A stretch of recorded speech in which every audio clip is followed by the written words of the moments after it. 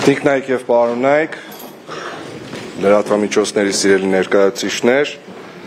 հարգելի հյուրեր, ազգային ժողովի պատգամավորներ, բարև ձեզ, բարով եք եկել մեր քաղաք, ինչպես ասեց պարոն Ղուկասյանը, սա քաղաք է, այրաքաղաք է, համայնք չէ։ Ապրիլ, չէ, պարոն Ղուկասյան։ Մենք նույնպես քաղաքապետի թեկնածու չենք առաջադրելու և առաջնորդվելու ենք մարտի 31-ին առավոտյան իմ արված հրապարակման մեջ տեղ գտած հայտարարություններով, այսինքն մեր քվեներով ապահովելու ենք ընդդիմադիր քաղաքապետի թեկնածուի ընտրությունը, որովհետև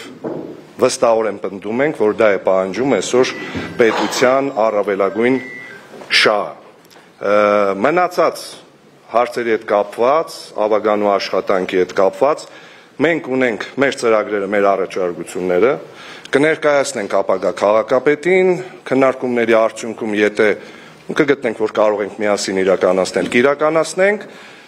եթե ոչ հոգ չէ, մենք կշարունակենք մեր աշխատանքը ավագանիում, արդեն մեր աչքի առաջ ունենալով քաղաքի առավելագույն շահը